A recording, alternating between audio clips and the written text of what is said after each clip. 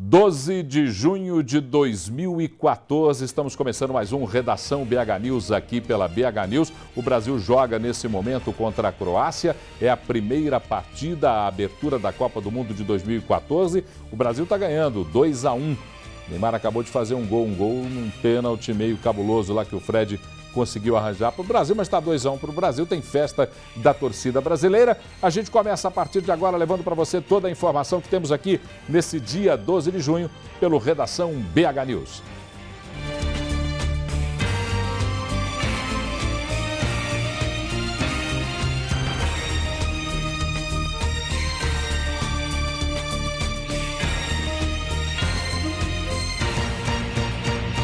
Oferecimento Deva Iveco, sempre ao seu lado. Se você que está aí nos assistindo, trabalhando durante a Copa do Mundo ou resolveu não assistir a Copa do Mundo, nós estamos aqui trabalhando junto com você para levar essa hora de informação.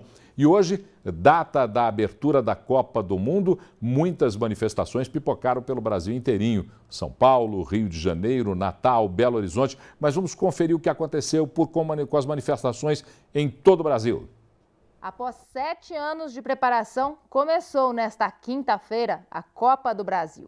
E nunca a disputa de um Mundial dividiu tanto o país. A atuação da seleção brasileira não é o alvo das críticas, mas sim os gastos do governo com o evento.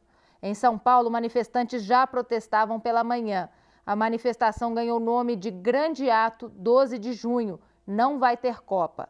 Para conter o avanço do protesto, a polícia fez barreira e usou bombas. Em consequência, 2 jornalistas da emissora americana CNN ficaram feridas. Uma sofreu um pequeno corte no braço e a outra foi atingida no pulso. Já no Rio de Janeiro, após princípio de confusão, a polícia prendeu manifestantes no bairro da Lapa. No local, integrantes do Sindicato dos Professores do Rio faziam protesto. Policiais usaram spray de pimenta para dispersar pessoas e deram tiros com balas de borracha. Além dos protestos, as greves prejudicaram o transporte em várias partes do país. Os aeroviários no Rio de Janeiro, que estão em greve, chegaram a bloquear uma avenida. Em Natal, rodoviários também fazem greve por aumento salarial. Segundo a prefeitura, a previsão é de que 60 mil turistas precisem do serviço durante a Copa.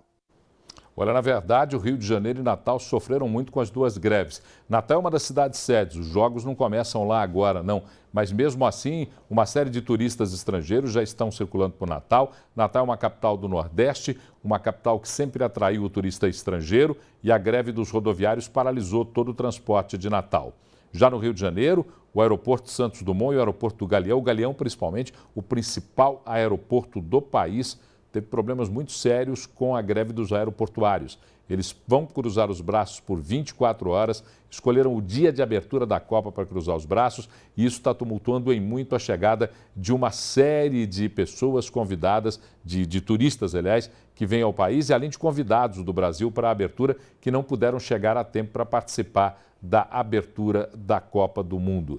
Na verdade, essas greves são o movimento dos trabalhadores, direito garantido constitucionalmente, mas que tumultuam bem o Brasil na abertura da Copa do Mundo. Em Belo Horizonte, as manifestações começaram no início da tarde de hoje. E as manifestações tiveram até alguns momentos aí de recrudescimento da ação dos manifestantes. Põe na tela. A Polícia Militar divulgou no início da tarde de hoje um balanço sobre a manifestação. Conforme a corporação, aproximadamente 250 pessoas estavam no local. Foram registradas as apreensões de 2 armas brancas, um soco inglês e uma faca.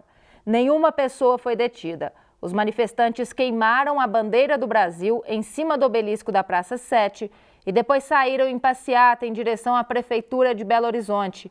Os militares seguiram na frente do protesto, em motos, para providenciar os bloqueios das vias. De dentro do protesto, o estrondo de 2 bombas foi ouvido. Ao chegar na sede da prefeitura, 2 manifestantes picharam a parede do imóvel com palavras de ordem contra a FIFA. Por volta das 4 da tarde, o número de pessoas mascaradas começava a aumentar e os manifestantes seguiram em passeata pela Avenida João Pinheiro. Alguns jovens mascarados jogaram pedras contra os policiais, que responderam com balas de borrachas e bombas de efeito moral. Uma viatura da Polícia Civil foi virada e queimada por manifestantes em frente ao Detran. Na mesma avenida, várias agências bancárias foram depredadas. A biblioteca pública e o prédio do INSS também foram destruídos com pedras. Os manifestantes hostilizaram torcedores que passaram pelas ruas com a camisa do Brasil. Bom, tá aí, esse é o resumo das manifestações que aconteceram em todo o Brasil, manifestações que aconteceram também em Belo Horizonte, como você acabou de conferir. Eu queria aqui, primeiro, elogiar, não sei se é a palavra certa, ponderar com satisfação sobre a ação do Tenente Eduardo Torres, do 1º Batalhão da Polícia Militar, quando ele flagrou aqueles pichadores na sede da Prefeitura. Ele tinha a decisão de ir lá, mobilizar os policiais para partir para cima dos meninos e fazer aprender os meninos ali naquela hora, os pichadores naquela hora. Mas ele decidiu não entrar em ação para não colocar em risco ou não provocar um tumulto maior com a multidão que estava lá, com os manifestantes que lá estavam. O nosso repórter cidadão, Pablo Thiago, pô, Pablo, deixa eu ver se ele está feliz hoje, não. Tá tranquilo aí, Pablo? Tudo em paz, bem? Pois é, Paulo. O 12 de junho aqui não foi tão romântico, viu?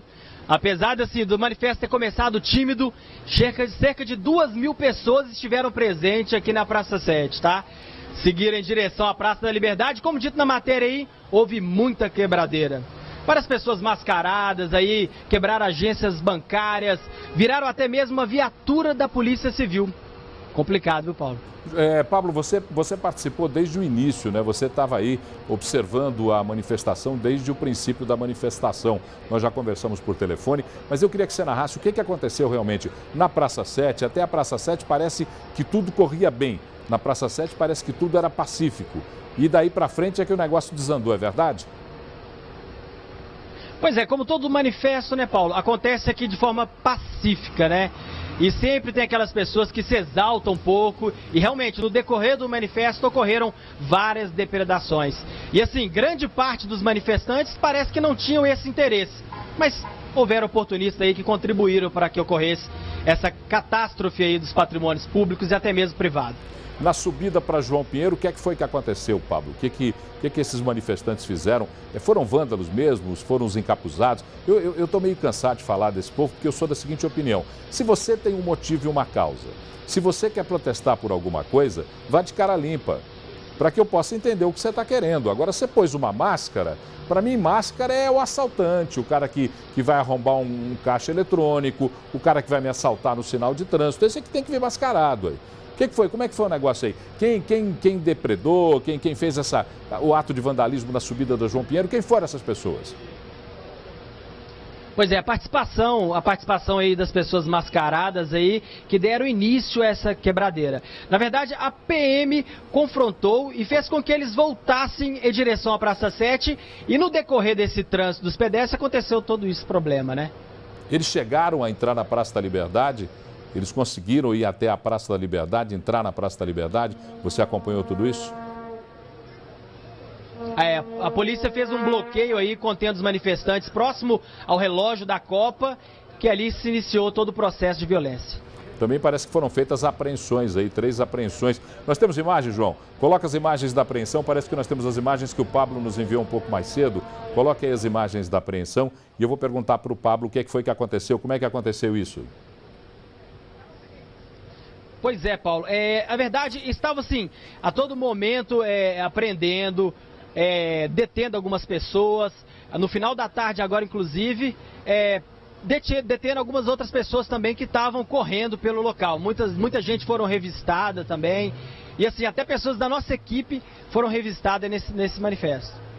Perfeito. Então são 3 apreensões que ocorreram. O Pablo Thiago está agora lá na Praça 7. Ele voltou para a Praça 7 para acompanhar o que está acontecendo. Parece que agora, nesse momento, já não há manifestação mais alguma, né, Pablo? Isso, exatamente, Paulo. Nesse momento acaba a manifestação. A polícia já se retirou do local, também os manifestantes. Bom, primeiro, parabéns pelo trabalho incansável do Pablo, que desde ao meio-dia já acompanhava toda a manifestação. Conversamos hoje pela manhã, batemos uma bola, uma conversa rápida hoje pela manhã. Desde o meio-dia ele já acompanhava as manifestações em Belo Horizonte, já nos deu aí um breve relato do que aconteceu. Eu quero que você volte daqui a pouquinho. O Dia dos Namorados. É, Dia dos Namorados, né? Você perdeu sua chance hoje, não vai chorar não. Não vai chorar, não. Aqui o negócio é o seguinte, depois, no final, você chega e dá um tchauzinho para ela aqui na tela, você recupera esse tempo perdido, tá bom, Pablo? Tá certo, Paulo. Então tá bom. Fica aí, porque eu vou te chamar daqui a pouquinho, porque eu estou recebendo a visita de Rudá Ritt, o cientista político Rudá Ritt, que está aqui comigo. Rudá, pode sentar na cadeira branca ali, senta na branca ali para eu poder sentar e conversar com você um pouco mais sobre o que aconteceu hoje no Brasil e em Belo Horizonte. Primeiro, muito obrigado. Dia de jogo da Copa, você atendeu o nosso pedido, como sempre, muito gentil. Obrigado, Rudá. Não, com esse gol do Neymar aí, o último, você já está no céu, tudo bem. O duro é se ficasse no 1-1. No 1-1 essa goleada de 1-1 não me deixaria nada tão contente. Você ia ficar muito triste, né? Ô, Rudá, vamos analisar um pouquinho o que aconteceu. E, João, se você puder colocar as imagens do Brasil, colocar as imagens de Belo Horizonte, para que a gente possa conversar sobre elas. Hoje, no Brasil, nós tivemos aí um São Paulo mais irritado, né? No Rio de Janeiro também, na Lapa, aconteceram alguns confrontos entre policiais e manifestantes. Qual é o teor das manifestações da abertura, do dia de abertura da Copa do Mundo, na sua opinião? Veja, o que nós temos certeza que não foi? Nós temos certeza que não foi, por exemplo, movimento sindical. Também não foi o movimento dos trabalhadores sem teto, que é muito forte em São Paulo. Fizeram um acordo com os governos do PT, Prefeitura e Governo Federal, e eles acabaram acordando uma trégua. Então, nós estamos vendo manifestações. Em primeiro lugar, são dois tipos de manifestações. Manifestações mais lúdicas dos comitês populares da Copa, eles anunciaram que iam fazer, fizeram, de maneira muito lúdica e tal. E nós temos manifestantes também que já vão com espírito de confronto mesmo para a rua. Agora, o que a gente percebe também é que o excesso da PM, que já tinha sido anunciado também, ele está se realizando. Assim, e é excesso mesmo. Se você vê o policiamento ostensivo e a maneira como eles estão entrando nos metrôs em São Paulo e batendo em jornalista, batendo... Ontem, a gente já tinha notícias e anteontem de algumas invasões, na verdade não eram invasões, mas porque havia mandato, mas em casas e apartamentos de jornalistas, ativistas, para pegar celular, para pegar computador. Será realmente que nós estamos vivendo uma situação dessa de terrorismo, colocando em risco a segurança e a ordem no país? Se for, nós precisamos ser informados, né? Nós precisamos ser informados. Eu também concordo com você, até para que a gente saiba o que acontece verdadeiramente nesse país. Senão vai ficar no campo da suposição e é o mais perigoso de todos para a gente analisar qualquer situação que a gente possa observar. Mas hoje pela manhã, na rua Serra do Japi, na zona leste de São Paulo, próximo ao Sindicato dos Metroviários, começou o primeiro grande movimento, até onde as três jornalistas da CNN, da rede internacional CNN, foram feridas. A participação sindical estava presente nesse momento? Os metroviários ainda estão com sangue quente em São Paulo. Tem. Há uma... Aí que está, né? O governador de São Paulo, ele poderia ter um pouco mais de equilíbrio e clarividência, mas São Paulo é contaminado pelo processo eleitoral e ele não pode perder a parte do eleitorado dele que é mais conservador, que quer pulso firme. E aí, às vésperas de uma Copa do Mundo, você tem uma greve e você estica a corda ao máximo, prende diretores do sindicato, que é ilegal. É bom que todo mundo saiba que o que o Alckmin fez é ilegal, eles vão ser reconduzidos. Um dos diretores é a terceira vez que ele demite. E ele vai ter que reconduzir ao trabalho, porque a lei brasileira é essa, né? Então, assim, você estica muito a corda, obviamente que a emoção aflora. Mas eu não acredito efetivamente que o movimento sindical tenha uma postura nem de conjunto. Aí pode ser uma ação menor de revolta, mas eu não percebo nenhuma articulação pelo que eu conversei. O que eu sei é que nós temos realmente uma preparação excessiva para um confronto de guerra campal. E isso não vai ocorrer. Nós tivemos aqui em Belo Horizonte alguns casos, por exemplo, de carros virados, depredação. Muita gente está mandando para mim pelo Facebook essas informações. Aconteceu agora na João Pinheiro, no início da tarde, no meio da tarde, aliás, porque os manifestantes estavam na Praça 7, saíram em direção ao prédio da Prefeitura. Depois eu quero até comentar uma atitude da polícia na frente do prédio da Prefeitura para você interpretar comigo essa questão. Eu até falei já sobre ela, mas daqui a pouquinho a gente comenta. Saíram do prédio da Prefeitura, subiram a João Pinheiro e encontraram uma forte resistência policial que os impediu de entrar na Praça da Liberdade. Nesse perímetro, dessa distância entre a Escola de Direito e a Praça da Liberdade, foi onde os vândalos e manifestantes, eu não sei o que, eu não gosto de ficar rotulando ninguém não, que é tão chato, mas aqueles que lá participavam daquela manifestação viraram carros e depredaram algumas agências bancárias. Eu acho que a questão é o seguinte, Paulo. Em primeiro lugar, quem quebra patrimônio de outro, nós temos legislação no Brasil, o Estado de Direito funciona assim, as pessoas sabem o risco do que elas estão, do ato delas, elas têm que ser responsabilizadas e ponto. Identifique-se e prenda. Primeiro, é isso, Okay. Ponto. Sem nenhum tipo de revide violento, principalmente do Estado, armado, não há necessidade. Principalmente se a gente franzina, como parece que é, na sua maioria. Bom, mas eu acho que tem uma segunda questão que é, por que você cerceia o cidadão de andar numa rua se não tem perigo nenhum? Por que você está criando uma situação de tensão desnecessária? Não tem jogo aqui em Belo Horizonte. Para que isso? O que você faz? Primeiro, existe uma polícia especializada chamada P2, que ela é a inteligência da polícia, que ela tem que identificar quem é que está na rua e rapidamente, o que você faz? Você cerca, acompanha e pronto. Vai andando e vai acompanhando. Não precisa cercear essa ideia ostensiva para quem é cidadão, você não sabe o que ele vai fazer. Então, você ficar criando... E mais, eu acho que o erro maior, Paulo, se você me permite, é a ausência dos nossos políticos. Não era hora de deputado estar lá conversando? Vereador? Esse pessoal que adora fazer viagens, tal, não é hora deles pegarem, ao invés de viajar, ficar ali... Mas eles estão assistindo o jogo, Rudá. Pois é, isso aqui eles acham que é ser brasileiro, né? No momento desse representante nosso, eles tinham que estar lá, por que não chamaram eles antes?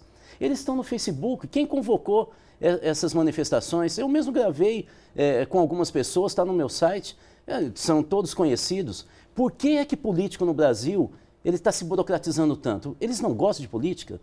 A pessoa que é política tem que gostar da arte da negociação, da antecipação, da liderança. Nós estamos tendo uma ausência. Eu falei agora recentemente para a alta cúpula da PM de Minas, eu tive um encontro convidado pelo ouvidor-geral da PM, com eles na cidade administrativa, e eu disse isso para eles, falei, olha, o problema é que os políticos estão jogando a bomba no colo de vocês. E aquele soldado que está lá está sob tensão. Será que a gente não poderia protegê-lo? Isso é que me deixa assustado numa democracia ainda engatinhando e a gente não vê políticos assumir o seu papel. Bom, para a gente agora completar um pouco o panorama Brasil. Nós tivemos então em São Paulo esse primeiro movimento na rua que é a sede do Sindicato dos Metroviários, a Rua Solar do Japi, que fica próximo ao Tatuapé. E depois, na estação Tatuapé, um segundo momento. E aí parece que nesse segundo momento até houve uma confusão mesmo entre pessoas que utilizavam o metrô, manifestantes, algumas pessoas que utilizavam o metrô resistindo contra os manifestantes, e a polícia ali entrou misturando tudo lá em São Paulo. Como é que você analisa essa ação nesse momento, já na estação Tatuapé, no segundo momento da manifestação? Eu acho que essa foi a atuação pior de todas, né? Porque você está num local fechado, a PM tem informação e treinamento para isso, sabe que em local fechado é propício para pânico. A PM tem casos e casos, como um recente da Alemanha, em que num túnel na Alemanha, imagina, estou falando da Alemanha, um país que não tem uma tradição recente, né, desse tipo de distúrbio. Tal. Numa manifestação, a PM acuou e 19 pessoas morreram, né? E é muito recente, eles citam, inclusive nos relatórios.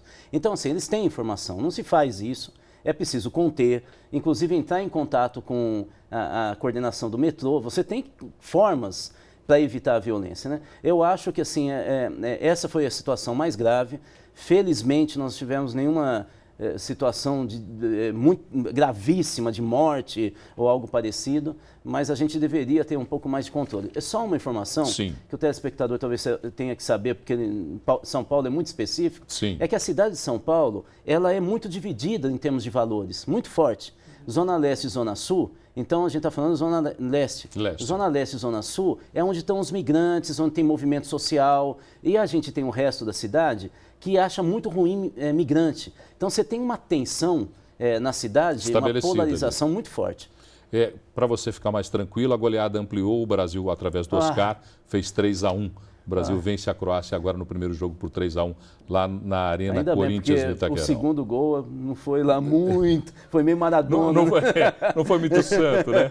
Não foi muito santo mesmo, não. Mas vamos falar agora um pouquinho sobre o que aconteceu no Rio de Janeiro. E do Rio de Janeiro eu queria explorar outras duas ações subsequentes a isso. No Rio de Janeiro, o movimento era pacífico, na Lapa, ali nos Arcos da Lapa.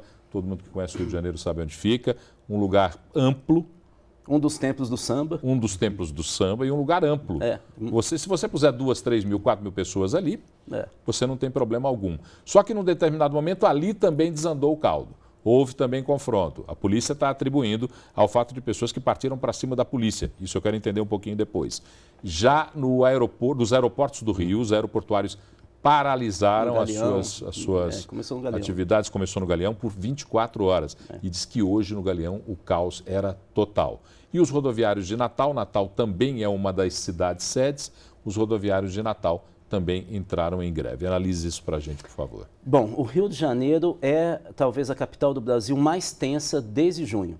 Nós estamos tendo manifestações constantes. É uma cidade, inclusive, que tem algo diferente do restante, que grande parte das entidades de representação profissional, Conselho Regional de Economia, Conselho Regional de Psicologia, OAB do Rio de Janeiro, eles estão contra os governos e apoiando todos os manifestantes, né? E nós tivemos algumas situações muito graves no Rio de Janeiro, né? Até mesmo em função dos grandes eventos que nós tivemos, por exemplo, a ida do Papa. Isso aí continuou criando uma grande plataforma, vamos dizer assim, de exposição do Rio e, portanto, as manifestações quentes continuaram. Há uma outra questão também, que é a ausência do governador. Quer dizer, o Sérgio Cabral, vamos nos lembrar, quando vem o Papa, ele faz uma meia-culpa pública e diz que ele estava reaprendendo com o Papa a ser humilde. E aí avisa que iria se afastar em fevereiro, que ele não fez. Quando ele informa que vai se afastar em fevereiro, para que o vice dele assumisse, criou um vácuo de poder. Você sabe que em política não existe vazio. Quando você cria um vácuo, alguém ocupa. E aí o Estado e a cidade viraram uma disputa aberta. Nós temos lá também a organização anarquista, uma das mais fortes do Brasil, que é a Federação dos Anarquistas do Rio de Janeiro, a FARJ. Então tem uma série de situações, além dos despejos, uma série de situações que vêm combinando essa tensão lá no Rio de Janeiro. Talvez a cidade mais tensa nesse momento. Perfeito. E os aeroportuários e os rodoviários de Natal? Aí eu acho, sinceramente, que daria para ter contornado. Aí daria para fazer talvez um acordo. Ou conter, era previsível. Ou seja, é muito diferente de manifestação de rua, você não sabe quantos, como, porque algo que talvez seja bom explicar é que essas manifestações têm uma lógica quase, eu não estou falando de questão armada, quase da lógica de guerrilha. O que significa isso? Você tem a mobilidade dos blocos, né? Ou seja, você ocupa uma rua, depois some, volta atrás do batalhão e o batalhão age em bloco. Então é como se fosse uma parede contra formigas, né? Então uma hora está aqui, outra hora está ali. É mais difícil você, por exemplo, na Getúlio Vargas, contornar esse tipo de vai e vem. Mas numa greve, num local que você já sabe que está tendo tensão, talvez teria como, com inteligência política, ter resolvido. O problema é que nós estamos apartando o campo político do campo da repressão ou de uma ação até do judiciário. Ou seja, nós estamos apartando demais esses campos políticos dos três poderes, talvez, e isso vem prejudicando uma ação coordenada, mais inteligente. Deixa eu dar um pulinho na redação rapidinho para falar com a Renata Dairel. Renata, boa noite. Muito obrigado pelo esforço que você fez aí no final da tarde, no começo da noite, porque senão o Rudá não estaria aqui conosco. A Renata nos fez o favor de buscar o Rudá, porque não tinha táxi em Belo Horizonte, né? Tudo parado. Obrigado, Renata, em público. Agradecimentos públicos à Renata, então. Renata, por favor, boa noite e as principais notícias que você tem aí nos sites. Boa noite, Paulo, Rudá, boa noite a todos. Sempre às ordens de serviço aqui de transporte. Bem, Paulo, no início da manhã, como você mostrou aí as manifestações, no início da tarde, teve muito trânsito em Belo Horizonte por causa dessas manifestações. as vias do acesso a toda a região do hipercentro, além do acesso a Santa Teresa e Floresta, na região leste, estavam bem congestionadas neste momento por causa da chuva e também, lógico, por causa do Jogo do Brasil, que acabou de terminar 3-1, vitória do Brasil. As ruas estão bem vazias, eu acabei de olhar ali nas câmeras da BH Trans, quase não há carros na rua e por isso ainda tem um pouco de manifestação, mas por isso não há trânsito neste momento em Belo Horizonte. Também para complementar um pouco a informação que já foi dada pelo nosso repórter cidadão e por você aí nos nossos VTs, de acordo com a Polícia Civil, 4 pessoas foram detidas e encaminhadas para a Delegacia Noroeste. Eles foram ouvidos e encaminhados depois para a Delegacia Adjunta do Juizado Especial Criminal, onde vão responder por vandalismo. Essas pessoas, elas não foram incluídas no número apresentado para a PM, por isso esse número de detidos em Belo Horizonte ainda pode subir. E mais uma notícia também, um repórter fotográfico da Reuters ficou ferido aqui em Belo Horizonte durante o confronto da PM e os manifestantes. Ele foi atingido na cabeça por uma pedra e deu entrada no Hospital João 23. Segundo o hospital, ele sofreu um traumatismo ucraniano leve e vai ter que ficar lá na unidade de saúde para observação, Paulo. Então você aí, nesse caso, primeiro obrigado, Renato, pela informação. O Rudá primeiro ficou aliviado com os 3-1 e o Rudá falou assim, eu adoro futebol, sou viciado em futebol. E ontem eu falava que a Copa começou, tem muita gente nesse país que gosta de futebol, você é um dos que gosta muito de futebol. Eu gosto muito de futebol. Eu não sou muito viciado em Copa do Mundo, mas gosto muito de futebol. Mas, assim, o entendimento que a gente tem que ter, que esse momento também tem um momento de celebração. De um momento de um evento que é muito importante para quem gosta de futebol. Vou só falar como que eu gosto de futebol. Você consegue conceber uma pessoa, um sociólogo como eu, que começa a jogar e eu choro? Sou eu. Escrevi até no Facebook um texto sobre o Brasil. Eu me emociono mesmo, sinto que somos nós, entende? Eu acho que é celebração, sim.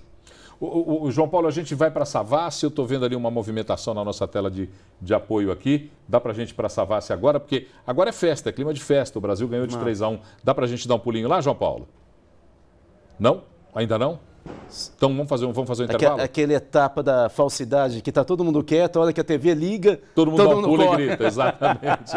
É a etapa da falsidade. Daqui a pouquinho nós vamos falar então com o Rudá sobre as manifestações em Belo Horizonte. Algumas coisas que eu queria perguntar ao Rudá também para entender melhor o que está acontecendo nas ruas. Lembrando que o Rudá é o autor do livro Nas Ruas, um livro que você, se você quiser entender o que está acontecendo com as manifestações no Brasil, inclusive projetando para a realidade do mundo. Isso foi muito interessante quando eu li o livro, eu percebi muito claramente essa sua projeção. Você traz primeiro um cenário do mundo e transporta para o Brasil, para a gente entender o que está acontecendo no Brasil. Se você tem alguma dúvida sobre isso, leia o livro do Rudá Nas Ruas, que você vai com certeza entender muito mais sobre isso. Intervalo, a gente volta no minutinho.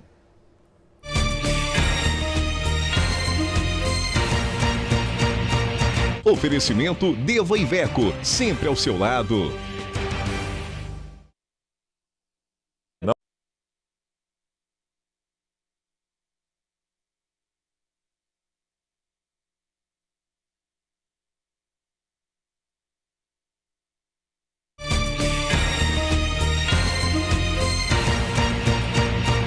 Oferecimento Deva Iveco, sempre ao seu lado. Agora são 7h06, programa ao vivo. Essa tensão danada, viu, Rudá? Corre um para cá, corre outro para lá, um passa com o microfone para cá, o cachorrinho vai para um lado, o gato vai para o outro. Essa confusão, boa confusão do programa ao vivo, do jornalismo ao vivo. Agora, olha que interessante o que traz o nosso repórter do Olhar Urbano, Nélio Souto. Um morador cansado de solicitar uma ação do órgão público, foi lá e fez. Foi lá e definiu, quer saber de uma coisa, vou fazer esse negócio aqui. E tomou uma decisão para intervir na vida da cidade e no movimento urbano em frente à casa dele. É o Olhar Urbano com Nélio Souto. Vai lá, Nélio.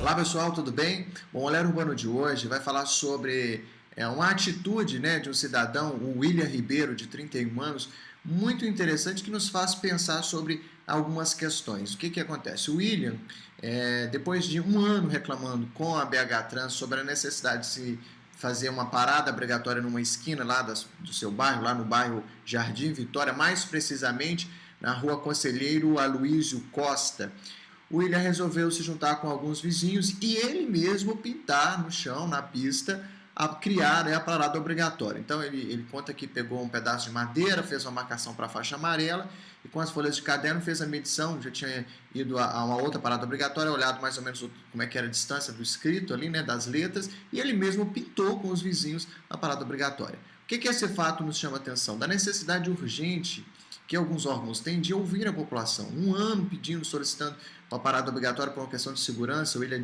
alega que aquele cruzamento é muito perigoso, né?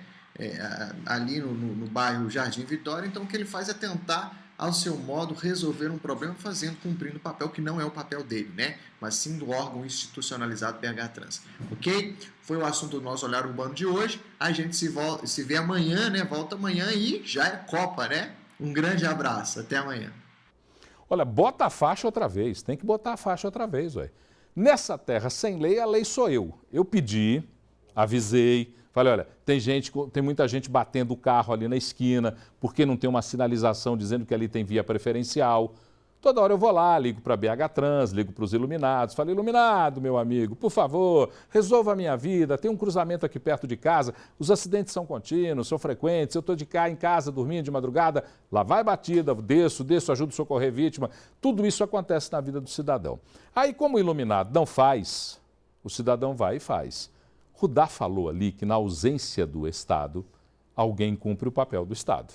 Acabou de falar isso na nossa análise, quando ele fez a análise da ação ou da atitude do governador Sérgio Cabral no Rio de Janeiro, quando disse na visita do Papa que em fevereiro abandonaria o poder, abandonaria o governo do Estado no Rio de Janeiro. E aí, olha o que está acontecendo no Rio. Nesse caso, em menor escala, não estou dizendo que, por favor, entendam bem, porque senão começam as críticas. Eu não estou dizendo que o prefeito Márcio Lacerda abdicou do direito de marcar o cruzamento ou dizer qual é a via preferencial. Estou dizendo que os órgãos responsáveis na prefeitura para tomar essa atitude solicitada pelo cidadão não o fizeram.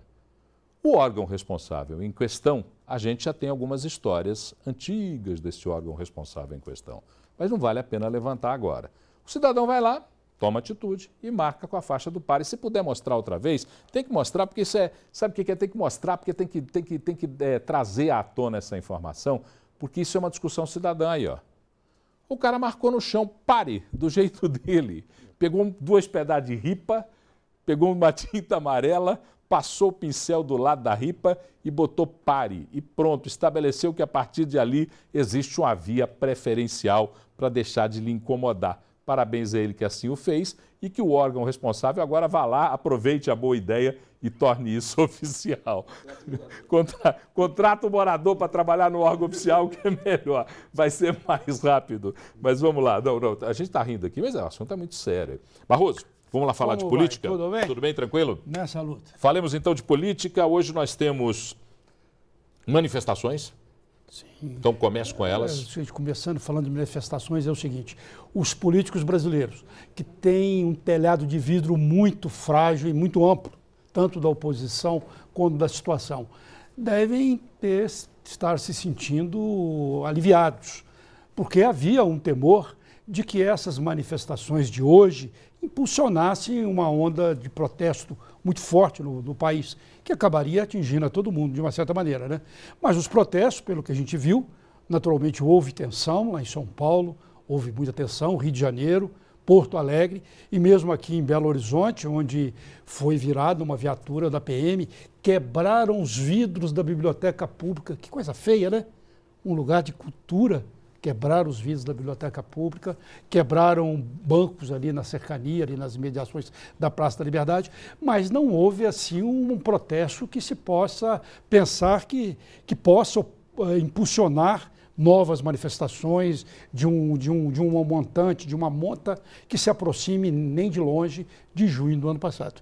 Então, acho que os políticos devem estar sentindo de uma certa maneira aliviados, inclusive a presidente Dilma. Ela foi à abertura da Copa, sofreu muitos apupos, né, de uma parte lá da plateia, com xingamentos até pesados, ela e o presidente da FIFA, Joseph Blatter, mas depois o time ganhou, aparecia a imagem dela comemorando a vitória do Brasil. Olha, eu acho que ficou bem para ela nesse sentido, né? A grande irmã, na transmissão, através do grande irmão, que é o narrador, quando fez a narração do segundo gol do Brasil, o gol do Neymar, que deu a vantagem de 2-1, apareceu a presidente Dilma vibrando. E logo em seguida, uma vaia no estado, uma vaia enorme, mesmo depois do gol do Brasil. Porque provavelmente a presidente Dilma tem aparecido no telão do estádio. E isso foi, quem assistiu o jogo e estava prestando atenção, é claro que naquela hora estava todo mundo comemorando, mas quem prestou um pouco mais de atenção viu que isso aconteceu. Só que a grande irmã e o grande irmão nem fizeram menção a isso. Mas vamos lá, falando da presidente Dilma. Mas eu acho que se ela numa situação de estar caindo nas pesquisas, ou pelo menos está chegando aí a 38 e algumas, 40 e outra pesquisa, se o Brasil continuar bem, eu acho que ela até se beneficia mais que a oposição. Embora o próprio Aécio Neves tenha dito aqui na segunda-feira que eleição e futebol não vão se misturar. Mas o que me impressionou, voltando à questão das manifestações, é que pelo menos episodicamente esses protestos aqui em Belo Horizonte foram fortes. Não amplamente, mas aquele episódio de virar o carro da polícia e tudo mais, parece que são grupos anarquistas, são grupos da cercania de Belo Horizonte que tem um ódio incontido contra a polícia. São esses os grupos que provavelmente fizeram isso. Bom, e agora para finalizar a gente fala sobre o número elevado de fichas sujas que estão participando das eleições de 2014. Pelo número que o Barroso me passou, eu acho que eu estou com medo de não ter candidato nas próximas eleições. É um número altíssimo, altíssimo. O maior do país, 184... Em Minas, isso. Minas, mais de 184 mil fichas sujas para 240 e poucos no país, entende? O Minas Gerais está com um recorde absoluto de mais de 184 mil candidatos, que foram pré-candidatos, né? Não seriam pré-candidatos, são fichas sujas. São fichas sujas. Mas como são possivelmente ligadas à política, agora isso foi colocado pelo novo procurador-geral eleitoral de Minas, que é do Ministério Público Federal, Patrick Salgado. Ele colocou esse número, mas não existe ainda um detalhamento de quais seriam, tem que pegar uma lista imensa para se analisar, mas a pergunta mais provável que se faça, será que Pimenta da Veiga, que tem denúncias no chamado Mensalão Mineiro, será que Pimentel, que tem denúncias no projeto Olho Vivo e de algumas consultorias que foram feitas para empresários, será que eles estão nessa lista? Nesses casos, não. Porque o ficha suja é o que foi transitado em julgado na segunda instância. Perfeito. Tem que estar transitado em julgado. Agora pode impugnar muitas candidaturas de todos os partidos. Olha, se quiser tiver um jeito de abrir um pouco a câmera, o Rudá quer participar da conversa. Vamos botar o Rudá na conversa, então. Diga lá, Rudá. Falo daqui mesmo? Pode falar daí mesmo. Não, é o seguinte, o Sindifisco de Minas Gerais, Sindicato dos Auditores Fiscais, vocês sabem que eu sei, acabou de lançar um site dedicado a acompanhar o financiamento para candidatos. Acho que seria muito bom que a partir de agora nós pegássemos essa lista de ficha suja e, se for candidato, a gente anunciar que empresários estão financiando ficha suja. É a forma democrática de coibir que essas pessoas tenham fôlego, oxigênio para se eleger. Tudo para a questão financeira ser coibida, né? Exatamente. Deixa eu só interromper vocês aqui, porque eu tenho que ir lá para a Savassi agora, na frente da livraria Status, ali na Praça da Savassi, na rua Pernambuco, porque o Mário Butt, o nosso repórter do Fusão, já está me ouvindo, Marião? Está me ouvindo bem aí, tranquilo? Está me ouvindo bem, sossegado, em paz? Como é que está a festa aí, a festa da vitória do Brasil nesse jogo contra a Croácia, o 3-1? Conta pra gente como é que está a festa aí. Ele não está ouvindo não, mas deixa ele falar.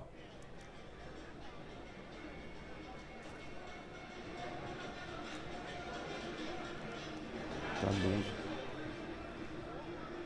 Não estou ouvindo. Vamos fazer o seguinte. Nessa hora, gente... eu sei que está falando. Começou, mas eu não estou ouvindo. Aí, dá para dar, eu sei, é jogo do Brasil, é meio feriado, mas acorda, né, galera? Vamos acordar. Tá querendo falar outra vez comigo? Deixa ele falar comigo outra vez. Volta com ele, vamos ver se ele fala comigo outra vez. Na estreia, né, da Copa...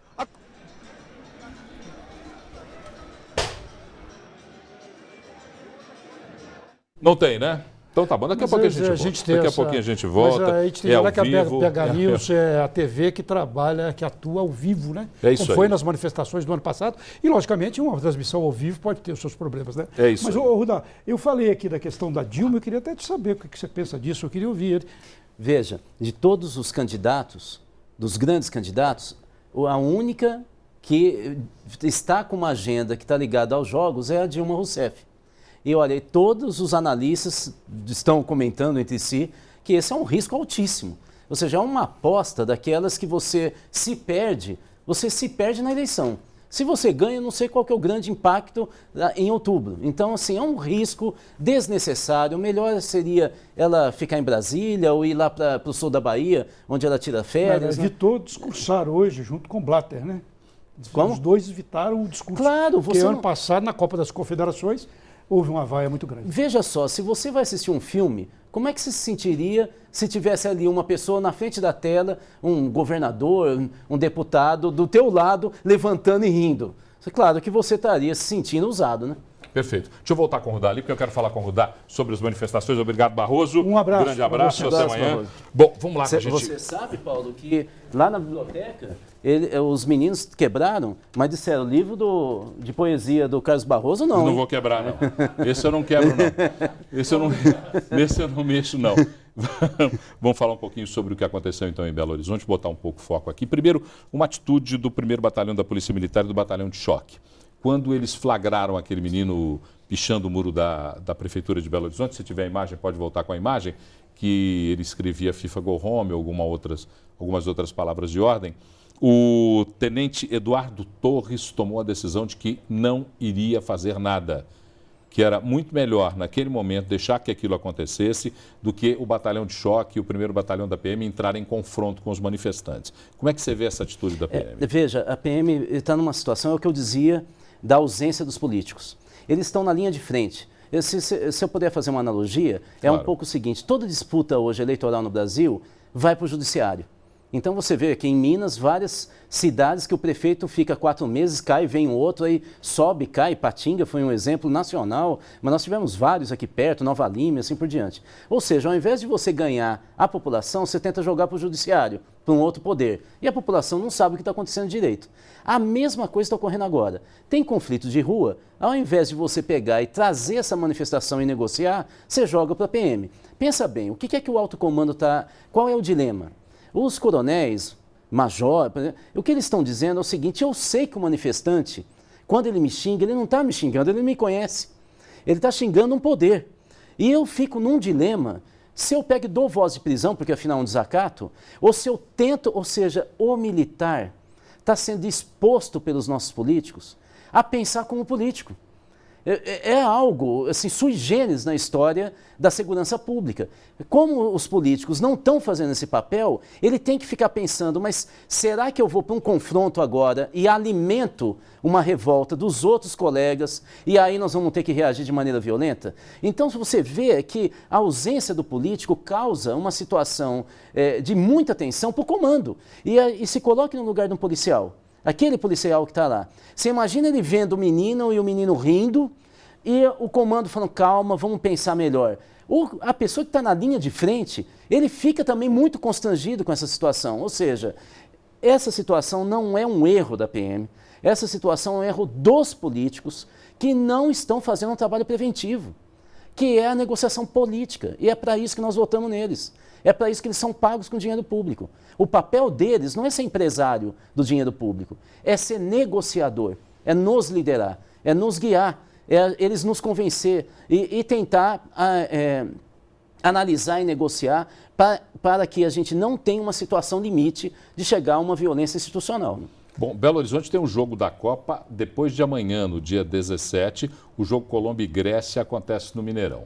Na sua opinião, alguma manifestação será programada para marcar, então, as imagens, a transmissão de Belo Horizonte, o foco aceso sobre a cidade, ou os manifestantes vão continuar procedendo como estão procedendo? Eu acho que a tensão é maior, sem dúvida nenhuma, né? Eu acho que esse é o momento de negociar com todos os manifestantes. Eu, sinceramente, eu tentaria, se eu fosse uma liderança política, organizar algumas localidades para ter manifestação aberta. Obviamente que tem um certo risco, mas você tem condições de criar isso, como é uma greve. Acho que é possível fazer algum tipo de articulação e, inclusive, identificar para a população quem é a liderança que já está se colocando de uma maneira pacífica até nos princípios. Ou seja, dizer, olha, esses manifestantes não são violentos, porque a hora que você generaliza, qualquer manifestante também começa a correr risco, né, de alguém na rua querer atropelar. Então, assim, eu acho que daria para a gente organizar um pouco isso. Nós vamos ter manifestações pontuais, talvez um pouco maior do que foi hoje, mas não muito maior. Nós não temos um clima para isso, ainda mais com 3-1. O clima já está mais interessante. E Colômbia, assim, são nossos irmãos, eles vêm com uns 14 a 15 mil aqui para Belo Horizonte, mas não é algo que vai contaminar tanto a vida de Belo Horizonte. Eu acho que dá para ter um controle, eu acho que é o grande teste da PM de Minas Gerais. Para finalizar nossa conversa sobre as manifestações, você participa com a gente até o fim do programa, mas para a gente botar um foco final nessas manifestações, a pergunta é a respeito do que se faz na Europa ou que se fez, por exemplo, na Alemanha em 2006 e na Inglaterra nos Jogos Olímpicos, quando as manifestações também aconteceram, só que elas eram combinadas. E aí vias de trânsito eram fechadas, espaços eram fechados e ali aconteciam as manifestações. Você acha que isso é possível ser reproduzido aqui? Eu acho que tem que ser tentado. Eu acabei de falar me espelhando nessa experiência, né? Sim. Eu acho que é possível ser tentado, ninguém é ingênuo, a política também não é assim tão articulada, ela tem algumas situações imponderáveis, não previsíveis, mas de qualquer maneira, se você consegue, por exemplo, grande parte das lideranças dessas manifestações negociarem uma ação pública visível, você não vai jogar para o outro lado da cidade. Eu acho que além de um exemplo de democracia, que o Estado brasileiro pode estar dando para o mundo, a gente consegue coibir aqueles que são mais violentos, porque eles não vão estar por ali. Ou então vão estar longe de onde eles gostariam de estar. Ou seja, fica muito mais evidente para a população brasileira que tem manifestante que tem direito de manifestar, né? O duro é quando, de novo, eu vou insistir nisso, é quando nossas lideranças institucionais, com medo de uma manifestação contaminar a eleição, tenta vender a imagem que todos são vândalos, guerrilheiros e que nós estamos à beira do caos e fala até palavras muito complicadas para um brasileiro ouvir, como terrorismo, que nós nunca tivemos isso aqui, e aí, de repente, então, a gente cria uma situação de pânico que isso coloca em risco a segurança pública. Aí é que coloca em risco. Então, eu acho que essas lideranças institucionalizadas do Brasil têm que fazer esse acordo e se espelhar em algumas experiências realmente da Europa. Deixa eu ver se eu consigo agora falar com o Mário. Consigo, João?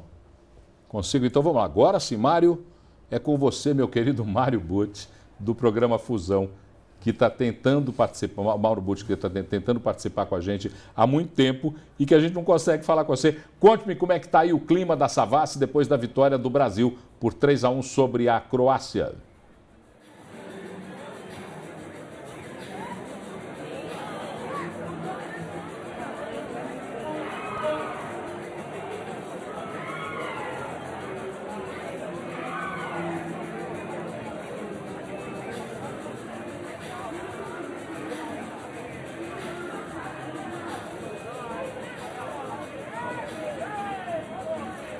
Olá, Paulo, espero que você esteja me ouvindo agora. Gravar ao vivo é um pouco difícil mesmo, mas a turma aqui da Savassi está muito animada. A galera veio fantasiada, vestido com a camisa verde e amarelo. 2-1, a princípio, não convenceu muito os torcedores, mas depois que fez o terceiro gol, a galera ficou bastante animada, até mesmo porque, uma curiosidade, no segundo tempo, na entrada do Bernard, 90% aqui da torcida aqui do status ficou muito vibrando assim pela entrada dele. E eu vou te falar o seguinte, muito atleticano por aqui, viu? Mas olha, é a primeira fase, né, do Brasil, é a primeira etapa, tem muito jogo por vir ainda. E Vamos ver, vai dar Brasil nessa Copa com certeza. E você, Paulo, o que você achou da atuação da nossa seleção nessa primeira etapa? Olha, eu não achei muito não, porque eu estava aqui trabalhando, eu fiquei a maior parte do tempo na redação, vi alguns lances do jogo, vi particularmente o começo do jogo, quando a Croácia imprimiu um ritmo meio assustador para o Brasil, né, Rudá? Depois aí o Brasil consegue aquele gol do Neymar, que foi um golaço de oportunidade do Neymar mesmo, com um belo approach do Oscar roubando a bola, isso eu vi. Depois, 2-1, eu estava aqui com o Blobló aqui conversando, ele falou, o gol do Brasil foi o pênalti, que o Rudá falou que foi um pênalti meio maroto no Fred, e o 3-1 não vi, não sei como é que foi. Mas 3-1 é um bom placar para quem quer começar bem uma Copa, não é não, Marão?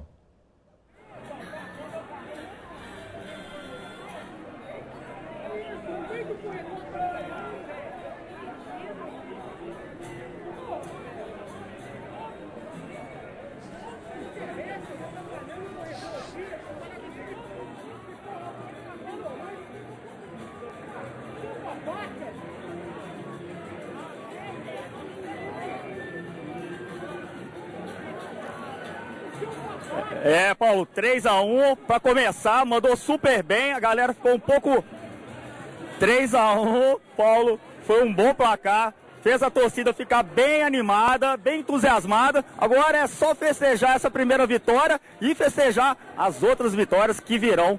É isso aí, Paulo.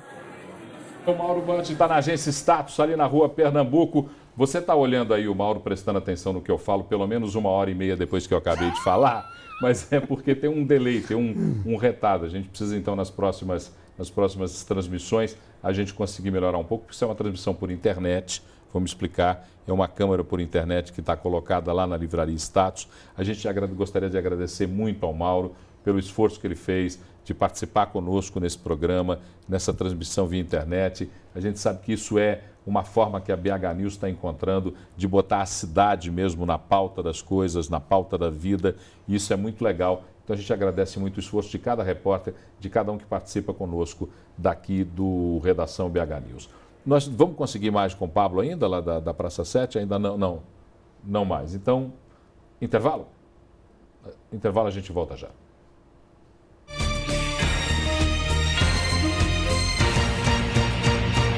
Oferecimento Deva Iveco, sempre ao seu lado.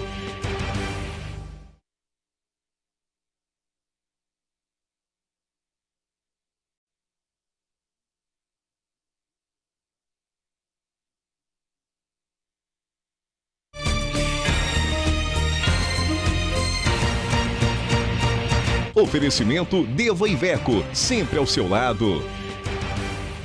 Correria que foi hoje, correria mesmo, mas é assim, o jogo de Copa, a gente com a atenção virada para a Copa ou para as possíveis manifestações, mas conseguimos levar o programa, estamos quase na reta final. Eu queria agradecer o meu amigo cientista político, de quem eu sou um admirador declarado, Rudá Hit, que esteve aqui conosco. Muito obrigado pela sua presença, é sempre um prazer ter você aqui no Redação BH News. O prazer é meu, só queria falar duas coisas rápidas. Primeiro, o pessoal fica falando aí do time do Brasil, não sabe o time que está aqui. Né? É um prazer ver você aqui, o Carlos, esse pessoal, um timaço. A segunda, o pessoal fica falando de confusão na rua, eles tinham que ver como que é a redação de uma TV. Que pega aqui. Essa é a verdadeira. Tá toda a imprensa aqui. Essa é a verdadeira. Fala a imprensa rapidinho aqui. Os sites internacionais deram grande repercussão às manifestações do Brasil. Sim. Você acha que isso prejudica a imagem daqui para frente para a Copa do Mundo? Não, acho que não. Acho que não. E mesmo porque, eu vou falar dos Estados Unidos, se o Brasil começar a ganhar, vocês vão ver como os Estados Unidos vão reverenciar o Brasil.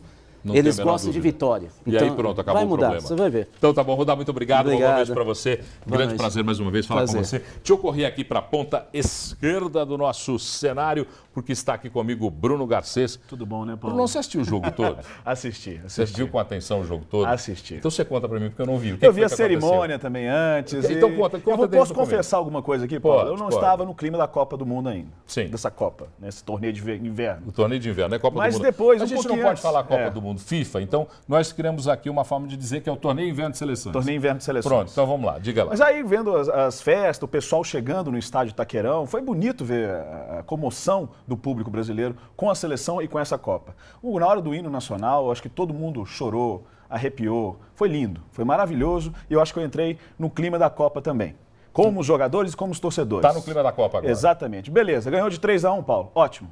E a partida? Excelente, jogo nervoso. Mas o Brasil não jogou bem, não. É isso que eu queria saber. Não jogou muito bem. pouco. No primeiro tempo, até o gol da Croácia, o gol contra do Marcelo, infelizmente o primeiro gol foi brasileiro, mas foi contra, aos 10 minutos, o Brasil estava um pouco nervoso. E a Croácia pressionava o time do Brasil. E pelo lado direito, o Daniel Alves, que eu acho que tem que ser substituído em breve pelo Maico, defende melhor que o Daniel Alves, não jogou bem. Eu acho que depois o Brasil sentiu um pouco. E aí veio a figura do Neymar. Para mim, o melhor jogador disparado do jogo.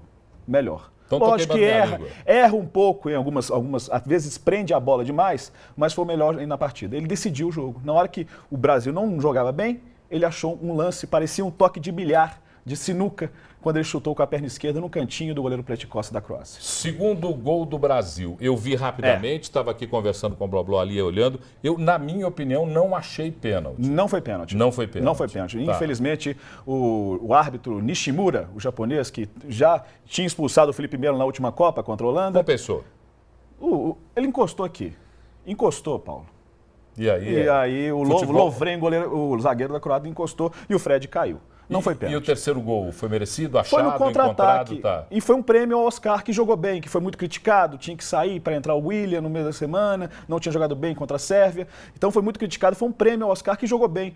Tanto é que no gol do primeiro gol do Neymar, ele que rouba a bola, que passa para o Neymar. E eu acho que o Oscar fez uma boa partida, mas o melhor em campo é o Neymar. E ele mostrou que pode jogar nas costas dele, ele aguenta. Então Neymar tá bom, tá aí. Eu tô queimando minha língua com o Neymar. Vamos lá, deixa queimar. Se for pro Brasil ganhar, deixa queimar. Próximo amanhã jogo. tá de volta? Amanhã estamos de volta. Próximo jogo é Brasil e México. México às 4h. Em Fortaleza. Isso. Na terça-feira. Isso. E amanhã temos mais jogos. Hein? Colômbia e Grécia. Não, amanhã não. Amanhã temos Espanha e Holanda. Espanha e Holanda. E Colômbia e Grécia no Mineirão no sábado. No sábado. Mas amanhã a gente fala mais. Tá certo. Grande abraço, tchau. Tchau. Um grande abraço para você que esteve conosco, fazendo companhia aqui nesse bate-papo, nessa construção da informação pelo Redação BH News. Muito obrigado, um grande abraço. Amanhã a gente volta às 6h30 da noite. Até lá, tchau.